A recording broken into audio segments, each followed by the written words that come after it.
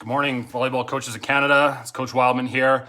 May 22nd. Hopefully everyone is doing well during this time. Today we have a special guest from Kelowna, head coach of the women's UBCO team, Steve Manuel. I've known him for, I don't even know what the number, 18, 19 years sort of thing. And he's a great guy to, pick his mind for questions and answers regarding the sport, regarding the game, regarding how he does things. He's been very successful over the years. I'm totally stoked to having him on. He's a hard guy to get a hold of. Steve, we'll throw it over to you. Thanks for being here. Thanks for the invite, Dave. Again, really happy to be here and to share in what you're putting on here. Awesome. So can you tell us a little bit about yourself, how you got into volleyball, how you got into coaching, and the questions will start pouring in after that, I'm sure. Yeah, well, like everybody else, probably that'll be on the call, started coaching volleyball, a necessity. There was a team that absolutely needed somebody to coach, and I happened to be in grade 11, and it was my sister's grade 8 volleyball team at my school. So I grew up in small town northern New Brunswick, small town called Bay St. Anne. Okay. With super small school and not a lot of resources. So obviously loved playing at the time, and also really enjoyed the coaching aspect and never really stopped from there. So how many years have you been at UBCO now? This is 20 for me as a head coach. Oh, wow. So, that's impressive. Yeah, I helped out for a few years before that, just in advisory or guest coach and a little bit of assistant coaching aspect. My position with Volleyball BC at the time allowed me to have some flexibility. So I've basically been involved with the program there since 1996. Right. And so you've coached some amazing players that have gone on to national team, pro team levels. What's your coaching philosophy? What has it changed over the years through society and how society's changed? Or, what are kind of three main points that you always hit on no matter what the team that you're coaching with? Yeah, I wouldn't say that my philosophy has necessarily changed. I think my style has changed quite a bit. Sure. Again, the game's evolved quite a bit, but also personalities and how people react to feedback and just how you coach in general. I don't know that philosophy's necessarily changed too much. Okay. Again, I credit my background as a small town fishing village, farming village type of upbringing that first and foremost is number one and is hard work. And then from there, dedication to what you're doing. And, so again, to me, those things really haven't changed. Sure. I would say that I'm still fairly demanding as a coach. Okay. Maybe not quite as aggressive in my delivery from there would be maybe a way of putting it. Okay, fair enough. Now, what's your who's your mentor? I mean, you've been doing this for so long. You're one of the seasoned vets in Canada. You've had some great success as a coach, and your athletes that you've worked with have had some great success. So, who are people that you kind of lean on, if you will, when you need advice or you want to kind of pick someone else's brain? Well, I've had a lot of people over the years that I've really counted on. In my earlier years, for sure, my university coach, Michel Paiement, who was also technical director of Volleyball Canada for a number of years, was a huge influence. More recently, I would say, and if I can say recently, maybe over the past 20 years, okay. Some of my mentors have even been some of my current competitors. So okay. In my capacity with Volleyball New Brunswick and then with Volleyball BC, I had an opportunity to work with Doug Reimer quite a bit. Yeah, he's spent a lot of time in the gym with Doug when he was with the national team. So I can definitely credit Doug to being a mentor. Mm-hmm. Maybe in a more official capacity, a fellow you would know, Brian Newman. Yep. Who coached a large number of years at Douglas College. Yep. And was the head coach of the team we had that won the 2001 Canada Summer Games. Okay. And, Brian's been a great resource for me over the years, just as far as being able to pick his brain and so on. And then we have a great fraternity of coaches, a great group of coaches, male and female that I rely on for mentorship. Again, somebody you've had on the call recently here with Lori Eisler. Yeah. Really looked at a lot of things that Lori does unofficially as a mentor. Yeah. And one thing that I did was really cool a couple of years ago was I took advantage of one of our opponents that was on a sabbatical for the year. Okay. Lee Carter is also a professor at Brandon University and was on a research sabbatical for 1 year. So I employed Lee to really do a top to bottom evaluation of our program and of my coaching and so on. So kind of opened up the doors to Lee, and he went through things top to bottom, and that was a very valuable experience. So really thank Lee for that. Right on. Awesome. As I said, the questions are going to pour in. So here we go. Greg Portress has a question. Hoping for a comment from Coach Steve on roster size at school and club level. The current trend seems to be coaches selecting a team of 10 players, rarely 12 or more players. Coach have cited playing time management as a reason to keep their rosters, quote unquote, small. Do you think smaller roster sizes for those reasons should trump what is gained from larger rosters from a system/team play standpoint at practice? What are your thoughts on smaller roster sizes being made when larger numbers of players try out? Great question, Greg. Yeah, that's a very good one. Yeah. We all like as a coach to be able to play everybody and get as many people in as you can. I've had the opportunity to coach a lot of club over the years, even currently, and I've always tried to keep larger rosters where possible. Sure. And again, there's times where a couple of guys are they're still playing basketball, they're not there at the first tournament. Sure. or whatever, and you've got 9-10 to juggle. It sure makes your competition a lot better, a lot easier to manage, and a lot more meaningful playing time for everybody that's present. Right. But the competition side of things is for me is small. To me, there's a training and a development, and it's one thing if you have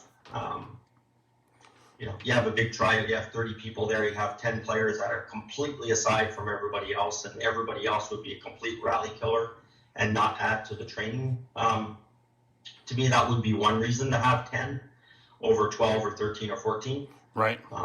But the simple benefits of being able to train a larger number, more game stuff, more wash, more game stuff, I still think there's a bigger benefit and to having larger numbers. And I guess the other side of that as well is if we had an abundance of coaches, mm-hmm. So again, 30 kids show up to tryouts. One alternative is to have 3 teams of 10. Sure. If you have 3 great coaches, but if you only have 2 coaches and you can only take 24 or 26 as a max, then you take that, to me, taking 20. Okay. Yeah. No, fair. And now, obviously, on a university level, how many are you normally rostering? 15 to 18? Yeah, it varies from year to year, but usually somewhere in that range. To me, it's still difficult. Often to train with a really large number, like 18 or 20. Okay. But again, you make it work, and ideally you have 14, 15 healthy bodies at training to do what you want to do. So you almost have to carry a larger number to have a minimum of your 12 day in, day out. Now, with again, I'll go back to the society and how the sport has changed on a administration and expectation level. You have 18. Let's say you have 18 athletes on a roster. How do you manage I wouldn't call it egos, but the mindset of your athletes on what their kind of role is on a team. Like when you have a team of 12, you kind of go, okay, I'm number 3 power, I'm number 1 power, whatever. But when you have 18, how do you manage all those personalities at such a high level?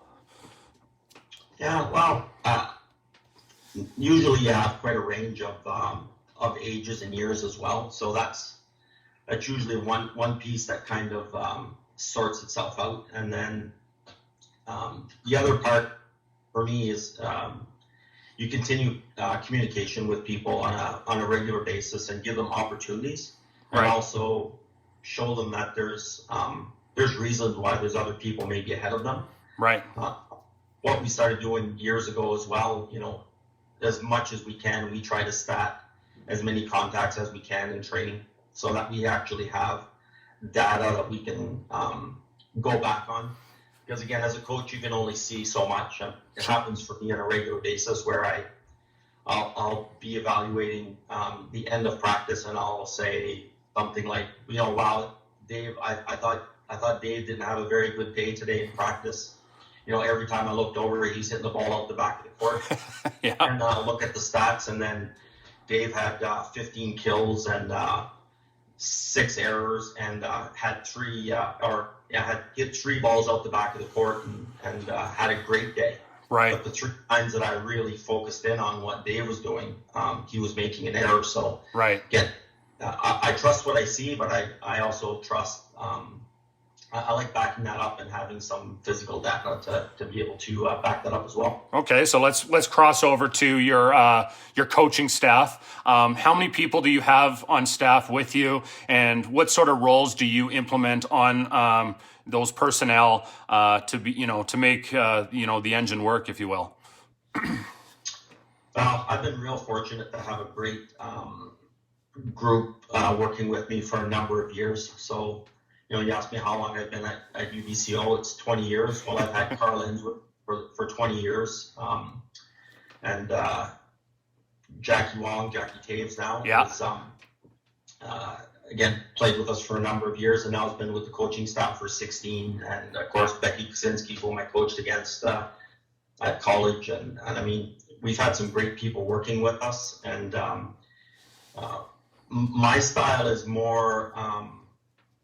of letting people kind of fit into their roles. So maybe don't assign roles right away. I kind of see where people's strengths are, and I fire them into those spots. See where they're comfortable, see where they're really bringing value, and we've added some really good people the last couple of years as well, and John Rowe and Mark Rowe, who've really settled in. And again, if you kind of leave them to their own devices, they'll gravitate to what they're good at. Yeah. And from there, they've really brought lots of benefit to our program. Awesome. Question here from Corey Kelper. He's an assistant coach at Ambrose College here in Calgary. Given our current situation, what would be your recommendation for young players in what they can do now to reach out to post-secondary coaches? What can they provide you that would you would be really looking for? Good question, Corey. Yeah. Thanks, Corey. Good to hear from you. I don't think that part has changed too much. I think it's still important that players are making contact with coaches. The issue is there's really not too much we can do to act on at this point. Sure. So I think lines of communications are still good, and hopefully we can start opening things up a little bit, sooner rather than later, so that we can actually get out and, either run camps or get out and see players play. To me, I haven't really found anything that's new that would work. I think, again, if we can have students and have the players reach out to coaches and start a dialogue, I think that's what will happen. I think what you're going to see is that the whole recruiting process is going to get pushed back quite a bit for most athletes. So let's go to the complete opposite of that. What is the one thing you don't like is the total biggest red flag when for recruiting? Is it maybe their parents, emailing you instead of the kid? Like, what are some things that you've come across where it's like totally red flag, this kid has no chance based on whatever the situation was? Yeah. Yeah, if I can quote my good friend Lee Carter, he says that if the athlete contacts him first, he has a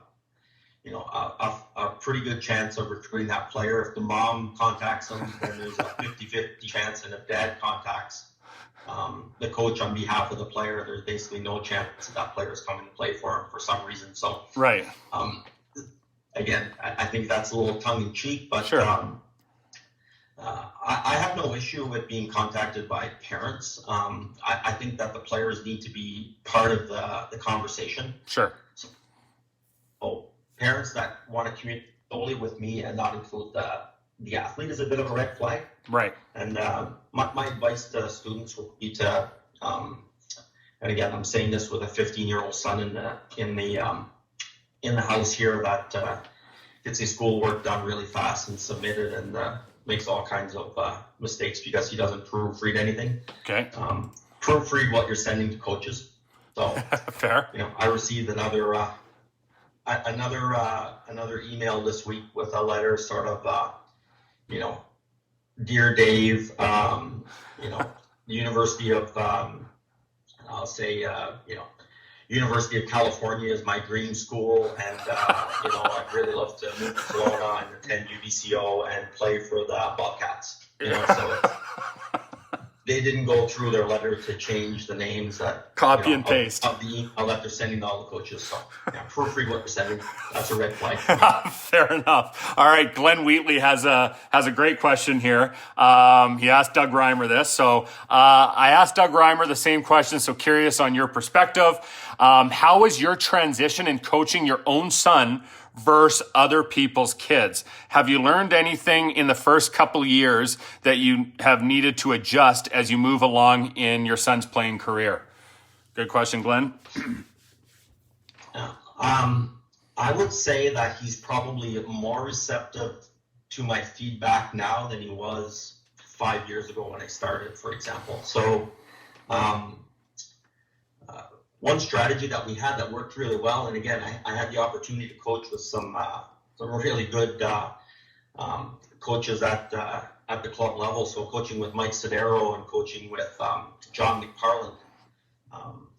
We basically made a deal that I wouldn't talk to my kid and they wouldn't talk to theirs. I would coach Owen McParland and John McParland would coach my son. Right. So that was a strategy that I found worked really well.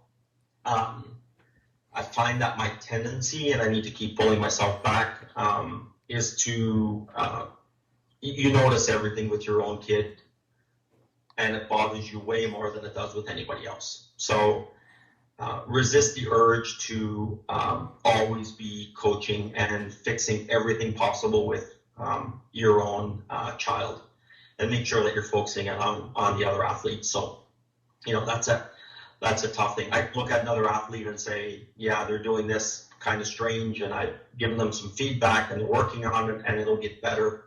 And I find it difficult resisting the urge to try to fix everything that my son is doing, because again, it sort of stands out and you notice it a lot more. So okay. And then the other important thing for me, and Glenn's a great question, is that I've really tried to bring in other people to coach. And my days of head coaching my son are probably done at 15. Yeah. So I'm here to support good young coaches now that are going to be head coaches, and I'll support them and try to help to develop the larger group around him. So, I mean, you have obviously the legacy card of how long you've been in the game, the level of players that you've coached. How do you deal with parents? What kind of conversation do you have with parents? Some coaches obviously aren't at your level and coach their own kids. So is there a certain conversation you have at the start of the year, to try to, put water on the fire or the potential fire prior to the season to make parents understand, kind of what your focus is? Because, no offense to your son or anyone's kid, is that there's always going to be that sort of, you're the coach's kid. You know what I mean? And you might be getting special treatment, if you will. So Um, well, I think there's a couple of parts to this. One thing that we've done with our club is we structured as such that, and I know lots of clubs are doing this as well, but having a parent liaison that parents need to speak to before they talk to a coach is the big one. So sure. we have a fellow that does that in our club, Tim Down, and if you have a problem with something the coach is doing, unless it's safety, of course, Sure. the coach is doing something that's safe, then we understand. But if it's a playing time issue or such, then the parent needs to have a conversation with our board member, and he tries to deal with it. And then if he can't, then he brings it up with the coach, and then we move on from there. So that's been something that's really helped protect the coaches, sure. Even myself. And then I think that we've had the benefit with what we've been doing. So again, we've tried to play a lot of people. Yeah. So, maybe right till, a couple of tournaments in a year, everybody's getting opportunities and everybody's getting chances to play. And then that gives parents a real good handle on who, they can actually see who's performing, who's a little bit stronger. Sure. And, they won't necessarily always agree with all decisions, but you can show that you're trying to develop everybody and give everybody opportunities of playing time, so that, your number 12 player on the floor is starting with your top 5 in a big game maybe. So give them an opportunity, let them play. And then to me, that's helped a lot with dealing with some of those issues.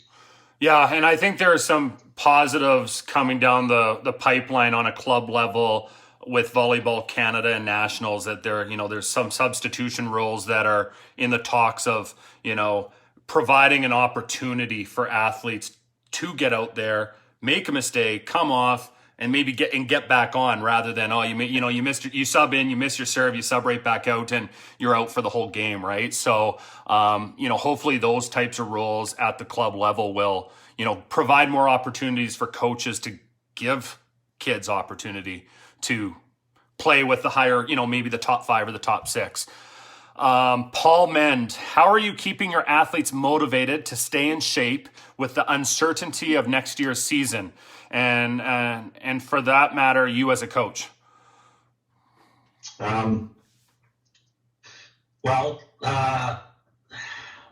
One motivation piece, and this comes back to what you asked earlier about roster. Currently, we could potentially be carrying a roster of 21 players next year. Right. So that's been well communicated, and we've had Zoom calls with everybody on the call. And I think I can see players from their computer kind of going around the Zoom call and eyeing up who's on there to see what their competition is. And I think that's drive enough for them to be able to continue working really hard to stay ahead of the game. We have a great strength and conditioning staff at Okanagan. Those guys are in touch with the player on a weekly basis. And again, I think that the onus has to be on them to provide their own opportunities to train. I mean, everybody's having to make do with what they have. It's not easy. Yeah. But if you can't go out, you can't do anything. There's lots of time in the day for everybody to spend, an hour, 45 minutes, an hour and a half, 2 hours working out every day. And on a personal note, other than taking the odd, having the odd healthy isogenic shake, Paul, I've got a 15-year-old that's kicking my butt in the weight room that we've got set up in the house here. So we've got a nice little setup, and he's quite motivated to improve, and he's dragging that along. So right on. I could have worn like a medium instead of a large shirt today, Paul, and you could have seen the benefits of my working out during COVID-19. Right on. Well, I figured, people are going to be a hunk, a chunk, or a drunk after this is all said and done. So, pick your poison. So, my philosophy there, Dave, is that we shouldn't have to choose. There's enough time in the day to do everything. Fair enough. Hugh Bartlett. Hi, Steve. Can you comment on the new structure for U Sport competition and how it will impact playoffs? Yeah. Ooh, poke the bear, Hugh. That's a good one. Yeah, that's a tough one. I'll try to be diplomatic. It's a mess, Hugh. There's no question. I think there's huge playoff implications. Again, you know, if we look at you know, the way things kind of shook down in Alberta this year, so with McEwen coming out as a very, very good team, and of course Alberta's always one of the top teams in the country, and Manuel had a breakout year, and Calgary had a little dip, but they were Canada West league champions the year before, so there'll be no opportunity for. So let's say they're 4 of the best 8 teams in Canada West. They won't all be in playoffs, which is a travesty, I think. So there's not a lot of great answers. One proposal that I thought was great was that 12 or 13 teams make playoffs, and you just make that sort of an extension of the league. So even if you cut into your league play a bit, play fewer league games, but then have an expanded playoff, and then let teams sort things out, to me would have been a much better way of doing things. But again, I don't get to make those decisions. It happens at a pay grade above mine. So yeah, it's going to be difficult, and I think for myself at this point, I'll take it as long as we can actually have a season. To me, that'll be number one at this point. Sure. And now, are they talking about not having fans as well? Is that one of those, like, you're going to have a season also with no fans sort of thing? Yeah, they haven't verbalized that yet. Of course, they're looking at all options. So yeah, who knows at this point? So it's but it's not something that's been stated, and it's not in place. It's for sure an option that's on the table with along with everything else.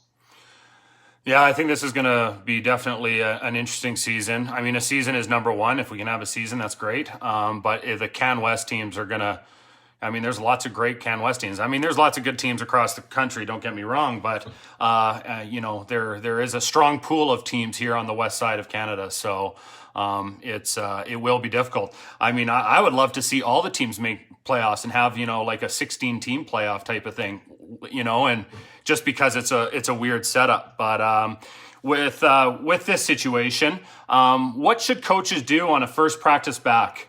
What would you recommend? What would you do with your team? They've been off for a year, not doing anything necessarily competitively. What would be your very first practice back? What would it entail? Oh, that's a good question. I haven't done my practice plan yet. But, I think my first practice back will be an opportunity to just blow off some steam. So let the players get back in the gym. We'll probably have some sort of conversation about, what we want to do over the next few days, rather than just that practice. And then a larger part of that practice will be a ton of touches, probably a ton of movement, and lots of game type stuff, so that again, players can blow off some steam. We won't go into a very static, easy contact type of training situation. Is my feel at this point. So fair. And let them play, blow off some steam. Let's see where they're at. Let's see who back to Paul's question. Let's see who's been working out and who's bent over, sucking wind real hard, and play some volleyball. Fair. It's just a comment from Chad Grimm from Thompson River. I'm starting to coach my kids as well, and I can foresee my daughter being a handful to coach and not liking feedback from her dad. Can I ship my daughter over to you in the next few years so you can deal with that? Winky face. Yeah, absolutely. She's got just even 25% of Chad Grimm's vertical and playing ability, then I'll work with her, no problem with that. Okay. Rick Scott from Dalhousie. Hi, Steve. You and your UBCO program has always made the effort of traveling across the country, where it be to Manitoba, Quebec, Ontario, Nova Scotia, etc., to play different universities and teams. It's something I've always had great respect and appreciation for. Why do you feel this is so important and also valuable for your team? Well, for me, selfishly, when if we get back all the way east to the Maritimes, it's an opportunity for me to get home. But I, I try to provide other opportunities for our team. I mean, our players here in BC and Alberta, and they played against each other 1,000 times, and it's the same people, it's the same teams. They're going to play against them all year, and I think it's very, very valuable to take your team to other places. And I know we look south quite a bit, and when the dollar was a little bit better, we spent quite a bit of time in the U.S. and Sure. Some places like Barbados competing, and it was great. But there's some awesome places to visit in our country, and I've been pretty much everywhere in this country, and not a lot of the young athletes have. So yeah, you take a guy like Rick Scott at Dalhousie. He's a great host, and it's a great way for our players to see a part of the country that they'll never see. So over the last 3 or 4 years, we've gone to Halifax, we've gone to Quebec City a couple of times, we've gone to the University of Guelph a couple of times, Ottawa. How many people on the call have been to question period at the Parliament building? It's something everybody should see. So, sure. We have a couple of players that we took that were in international relations. It was a great learning experience that completely fits with what they're studying, but they just don't have an opportunity to experience something like that. So those are the memories that you really make. Yeah. Sure, winning championships is awesome. I won't trade great experiences for winning championships at this point. But again, if there's an opportunity to work towards doing both, then why not provide some great opportunities for your teams to play new teams, to make new friends, to see other parts of the country, to visit different cultures. It's all part of being a student. Right. Now let's go back to, you mentioned practice planning. Lori Eisler talks about her assistant coaches actually doing some of the practice planning. Is that something, do you push that onto your assistant coaches or is that something that you do solely? And yeah, we'll go deeper into that. So we'll start with that. I try to involve the coaches with some practice planning. Again, when Becky Kaczynski was able to work with us full time, we did a lot of practice planning together.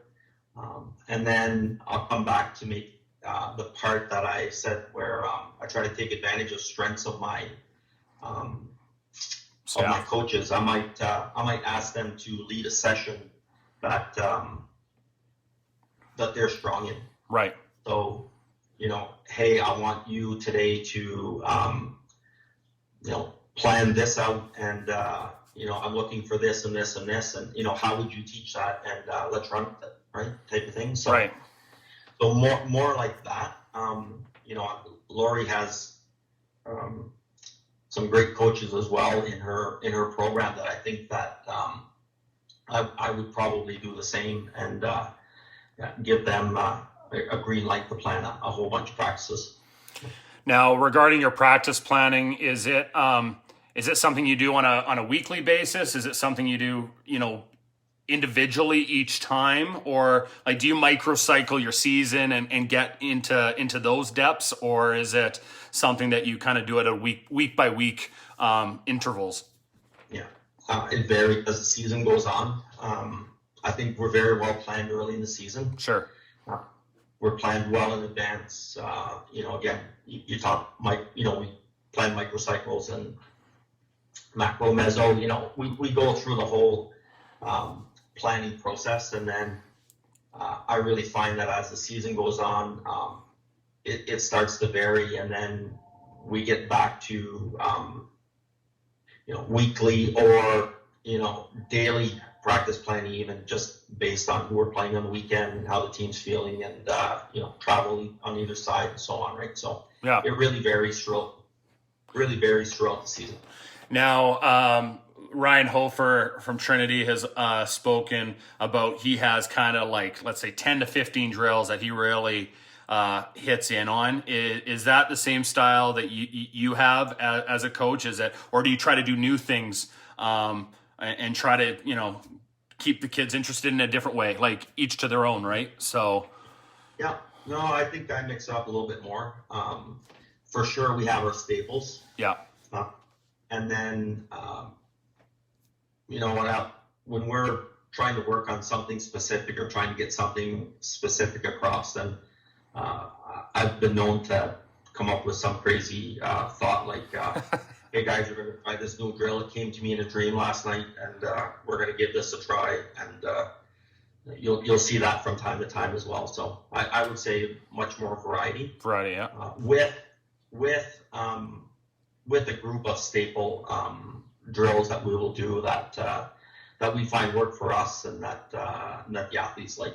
Okay. Patrick Jordan, Steve, I've had the pleasure of learning a lot from you over the years. Can you speak to the value of coaches learning from each other in more informal or social settings? Patty. Yeah.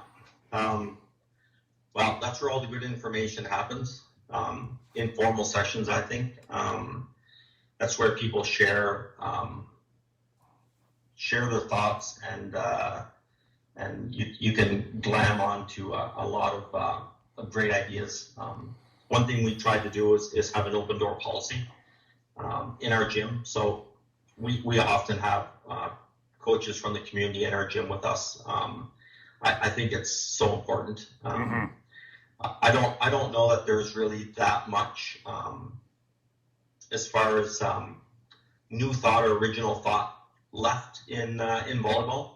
I think we keep recycling things, and the more that we can take the good from what everybody else is doing, I think the better. So, totally agree. It's extremely valuable. So okay. Sorry, go ahead. Keep going.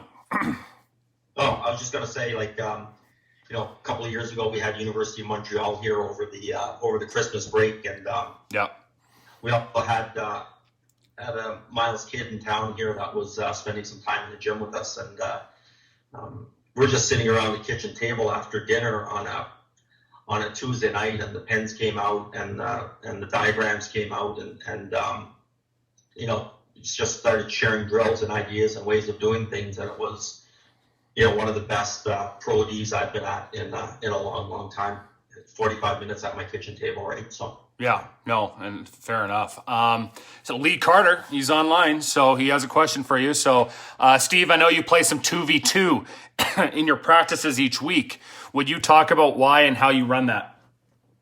Good question, Lee. Yeah. Well, Lee's been in my gym, so the only reason we play 2-on-2 is when I don't have time to plan practice. Joking aside, we do plan for some 2v2 and 3v3, and we use it a lot for warm-up. And there are days where we will just use it as a competitive venue for the team. So again, we'll ladder things, we've played time games, but we'll also play full games, and we'll ladder it and give people an opportunity to really show what they can do, and when they're just playing on their own. So again, that's an opportunity for maybe the players that aren't seeing a lot of time on the weekend. It's a chance for them to maybe sharpen their elbows a little bit and get in there and play some gritty ball and show what they can do. So. Okay. Greg has another question here. Sorry, Greg, for mispronouncing your last name.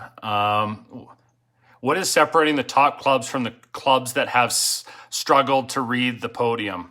Aside from the fact that these top clubs might just have better players, what might you say is missing from the clubs in their training, volume of training, or what have you? What things have you implemented in the junior heat club that maybe saw or see lacking in other clubs? Good question. Yeah.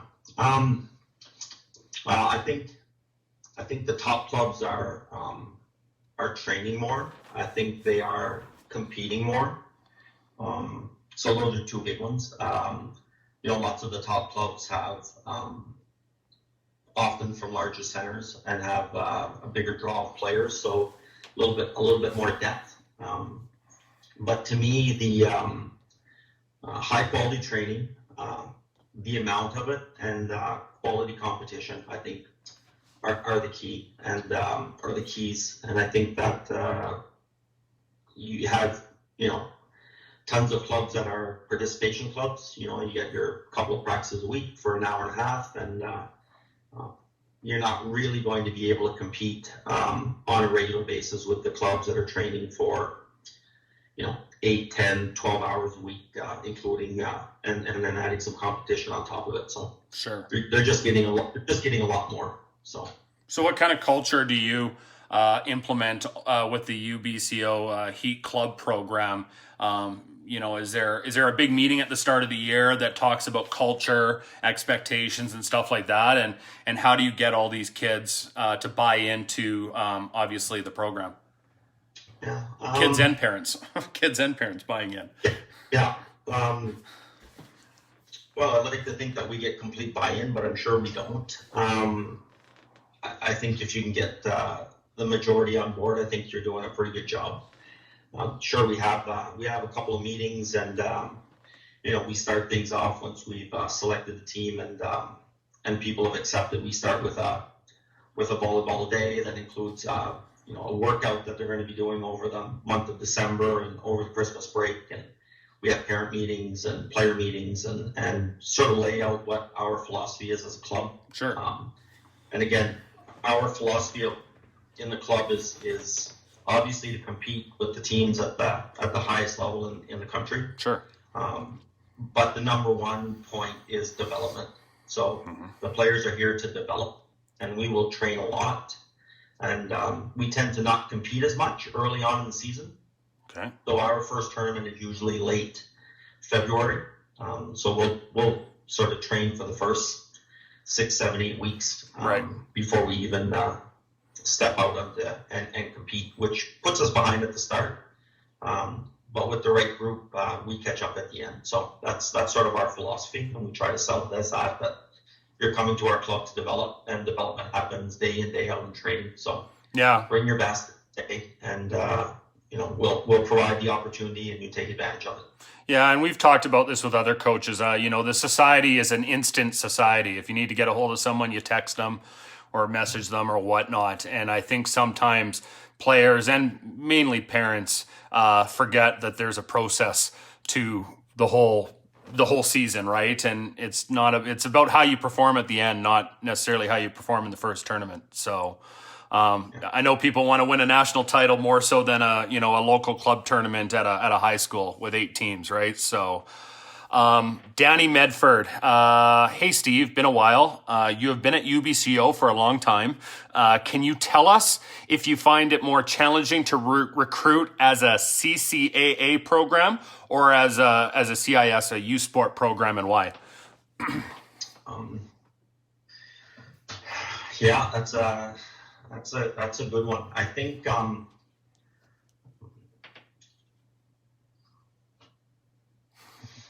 I think it's a challenge no matter what. I think one of the big challenges that we had was BCAA was simply that everybody's waiting for the U Sport programs to make decisions. So everybody's got that spot they want to go first, and at CCAA you were waiting for a long time, and then the second part was there was lots of uncertainty with players moving on, so a lot more movement. Right. So you were filling gaps at a much later time than you are now. I think that the recruiting is similar. It's every bit as difficult, or more so maybe at the U Sports level. I think you have a lot more selection of athletes than we had at the CCAA level. Right. But everybody's after the top few athletes. So we're still waiting. We're still fighting that sort of trickle down effect. So somebody has their dream of playing at one spot, and they don't know if they're going to get an offer or not from that one school. So you have 4 or 5 other schools that are still all waiting for that player to make a decision because they all have offers into that one player. And then once that player decides, then you have the 4 remaining schools that are all after number 2, and so on and so on. So it's still quite difficult. The one thing I do like is that things happen a little bit earlier. So I'm not super early with my recruiting, but I'm also not last minute there. So when do you start?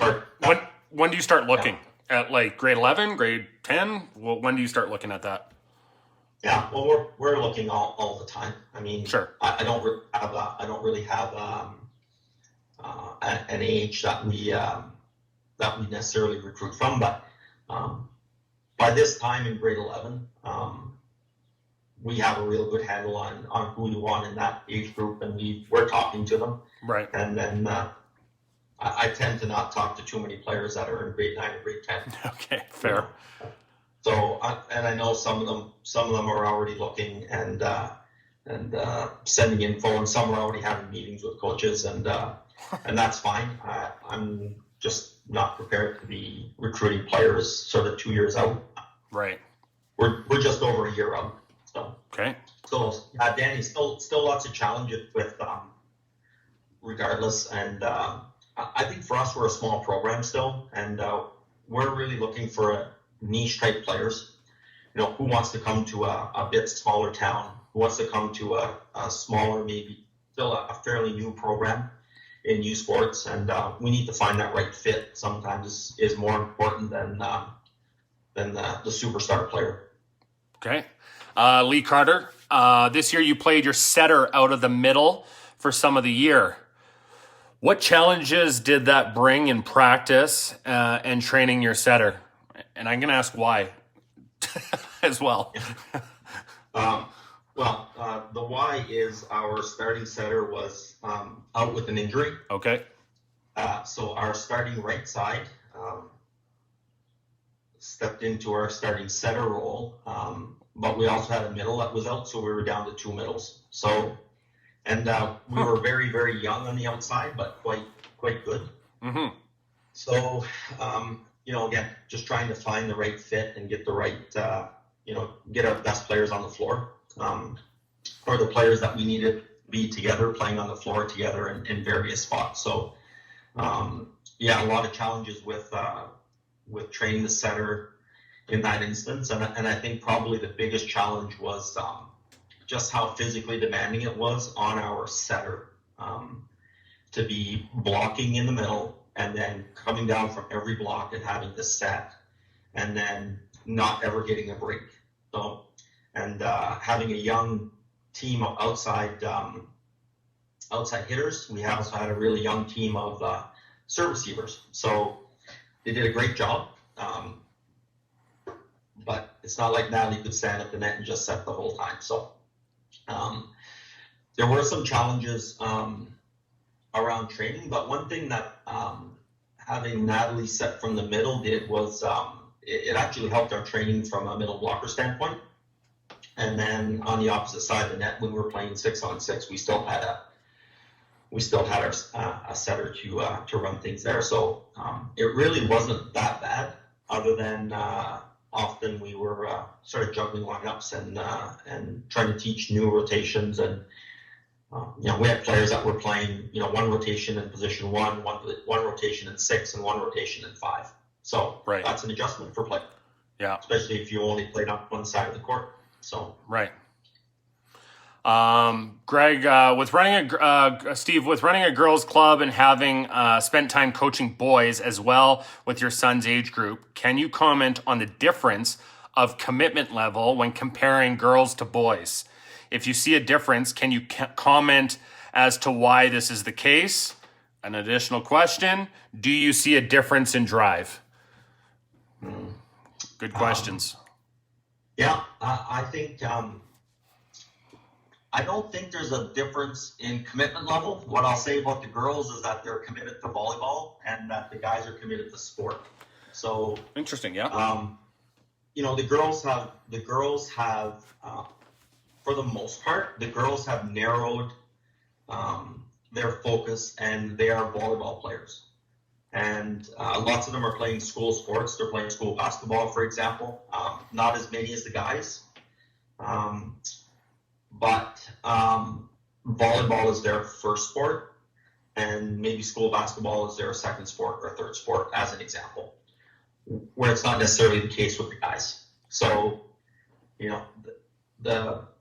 the girls will meet us at the start of the year, for example, and say, look, we practice volleyball on Tuesday, and I have basketball practice at my school at the same time. So I'll come to basketball, I'll go to basketball one week, and I'll come to volleyball the next week, or, that's the only day that I'll miss, and I'll be at every other training session, and, for the next 2 months, and then I'll be at volleyball 100% after that. Right. Where the guys will leave a club practice to go to a 45-minute club basketball meeting, because, again, they want to be able to do everything. So They'll come to volleyball for 30 minutes and leave and go to basketball for 45 minutes because they don't want to miss anything. So makes it difficult from a development standpoint. And I don't know that it's the case everywhere. It's certainly the case here in the Okanagan. And don't get me wrong, we fully support the athletes figuring things out and making decisions. And one thing that we communicate is, you bet, like the first couple of months of the club season, you do what you have to do, and we'll support you playing on your school basketball team, absolutely. And club basketball is getting started, and you want to make sure you earn your spot. Then make sure you bet you can go. But we get into March, April, and getting into national championships, we want everybody here. So that's more the approach that we take. So, but again, it's the guys tend to be all over the place quite a bit more, which it makes it again just that much more difficult for development for them. Okay. Jeff Anderson, this is kind of a secondary question, and it fits in here. Hearing you practice 8 to 10 hours a week, what would a week look like? Monday, Wednesday, Friday, Sunday, 2 hours each, 2 hour, what variation works best for you so that there's obviously less injuries and stuff like that? Yeah, and this is with club, right? Yeah, club. Yeah. Again, early in the season, it's less than that because, again, we have people that are missing. We also have people driving, from throughout the Okanagan playing on our club team. So Sunday's a bigger day. Yeah. It'll be a 3-hour session at a minimum, or 2 2-hour sessions type of thing. Mm-hmm. And then during the week, we tend to only go 3 days. So we might go for 2.5 hours on a couple of the days, or like a Tuesday, Thursday, Sunday type of thing, where the first part of practice is as people are trickling in, we're doing service eve, or we're working on something specific type of thing that's low impact, and then people can trickle in as they go. So and that varies. Honestly, we're at the mercy of what's available for time year in, year out. Yeah. So one year it's Monday, Wednesday, Sunday. The next year it's Monday, Thursday, Sunday. The next year Monday, Tuesday, Thursday type of thing. And then maybe try to get in a scrimmage with another club during the week if we can as well somewhere. Okay. Ren Baskin, hey Steve, curious about your thoughts when dealing with younger athletes. If you have a young athlete who shows promise in more than one position, but will likely move on to post-secondary at one position, would you play this athlete to benefit of the team or to the individual? Example, setter, libero, or setter, outside hitter. And how would you handle playing time in games and practices? Good question. Yeah. That's a real tough one, Ren. And I think ultimately with the team, always it comes down to what you need to do for that team. But we also try to find opportunities for players in training and also in competition so that they get opportunities to play other positions. So, you're bang on. So you're, 6'1" athletic boy that's playing middle might not be a middle blocker at the next level. So again, what we try to do is not specialize too much in training. So that person's getting as many servicey reps as everybody else, as an example. One thing that we've done, and we still do with our boys club team, is we play a 6-2. So our setters have opportunities to swing and pass and play defense, and not just always thinking about setting. Yeah. They're back there in backcourt, or we're moving one of them to the left side to pass and play 6 and get pipe balls. And so again, I think there's opportunities to move people around. And again, it comes down to the team. So again, one example is I have an athlete coming in this year that will play in the middle for us, most likely. But she played power for our club team with junior heat, because that's where the team needed her to play, type of thing. So I think the training is key. If you can train the position and try to find opportunities for people to play different positions if they're suited to. Now, of course, everybody thinks they're a power hitter, or everybody thinks that they're a setter. Not everybody can play it, but try to provide some opportunities. Not easy. Again, a really difficult thing as a coach. Okay. Katie Ball, in response to Greg's question, do you think multi-sport athletes are better athletes? When do you think athletes should start committing full-time to an individual sport? Good question. Yeah, great to hear from you, Katie. It's, I would say that, yes, multi-sport for sure, 100%, no question. I think it's so important to learn different things.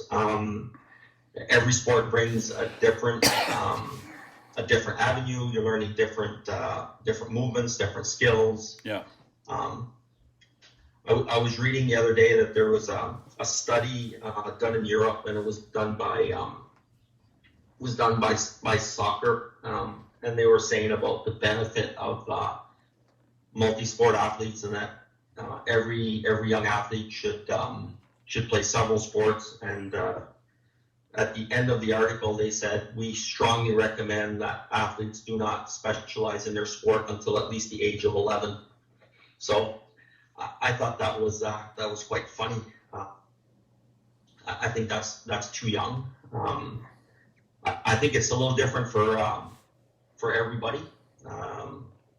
Some players maybe know that a certain sport is what they want to do at 14, 15, 16. I'm not, again, it's hard to say, right? So right. If you're a gymnast, for example, your career might be done at 11 or 12, and then you're moving on and you're focusing on your next sport. I think, and again, having a 15-year-old son, I booted him out of the house and all but forced him to play school basketball. I think it was important. I think it's important from a social standpoint. Yeah. I think it's important for him to learn, again, different skills, like, to set a pick, to cut and catch a ball. And, again, my son's been an avid football player and flag football player. The benefits of sprinting 5 meters and cutting 90 degrees and then looking for a ball, I think that's going to help him as a volleyball player.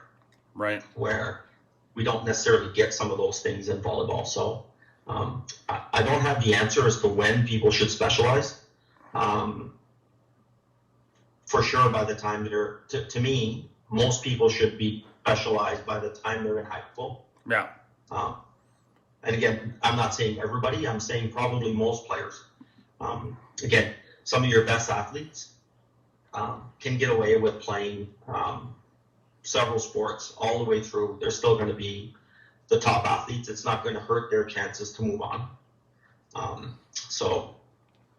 Fred Winters, who we coached on the 2001 Canada Games team, he didn't play volleyball, and I think it was grade 12, played basketball instead. Certainly didn't hurt him. Went to Pepperdine on a scholarship, and then played Team Canada for a number of years. So right. Not everybody can do that. No. So you really have to weigh really have to weigh where you fit in the pecking order of athletes, and see from there. Okay, we got 2 questions left here, Steve. Kenny from New Brunswick. I coached a varsity high school team where our team made it to provincial finals, but I will be starting to coach my son's team at 12 years old. Any advice? I know people will say fundamentals, but any other advice that you would recommend? Yeah.